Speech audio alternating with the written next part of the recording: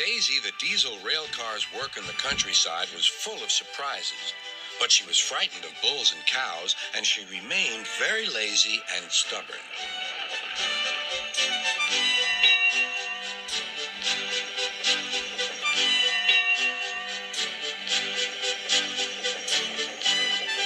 One day, Toby brought Henrietta to the station where Percy was grumpily shunting. "Hello, Percy. I see Daisy's left the milk behind again." "I'll have to make a special journey with it, I suppose." "Anyone would think I'd nothing to do," grumbled Percy. "Tell you what," replied Toby, "I'll take the milk, you fetch my freight cars." The drivers and station master agreed.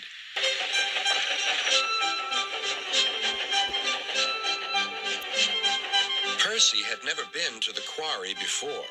He began ordering the freight cars about. "Hurry along," he said.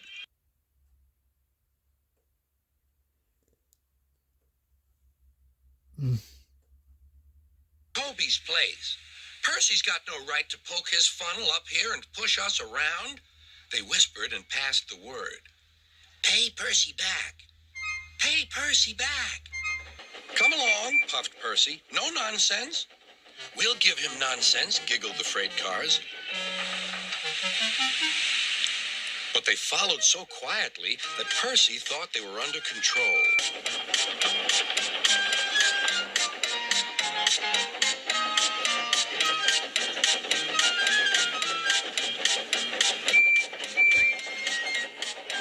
Suddenly, they saw a notice ahead. "All trains stop to pin down brakes." "Beep, beep! Brakes, conductor, please." But before he could check them, the freight cars surged ahead.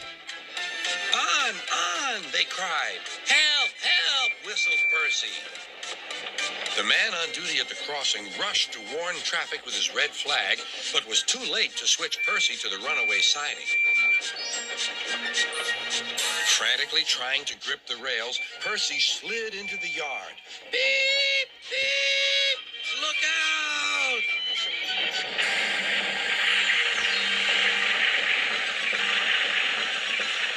The brake van was in smithereens. Percy's driver and fireman had jumped clear, but Percy was stranded.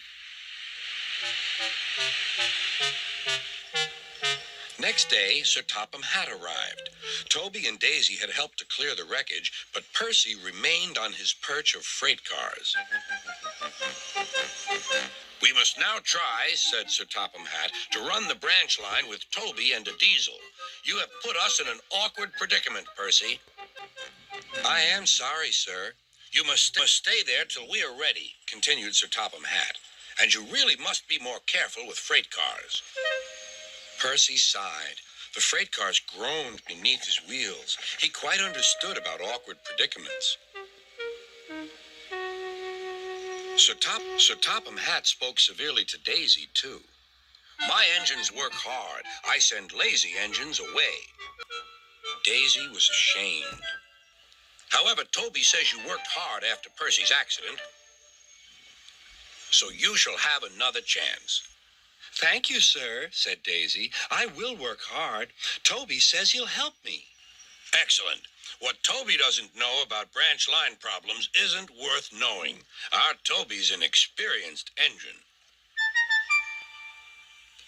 Next day, Thomas came back,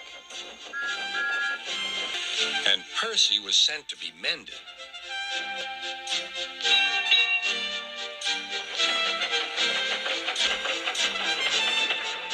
Annie and Clarabelle were delighted to see Thomas again, and he took them for a run at once.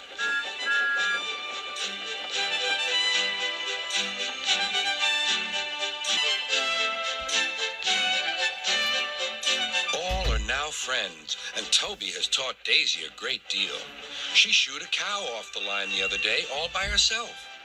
That shows you, doesn't it?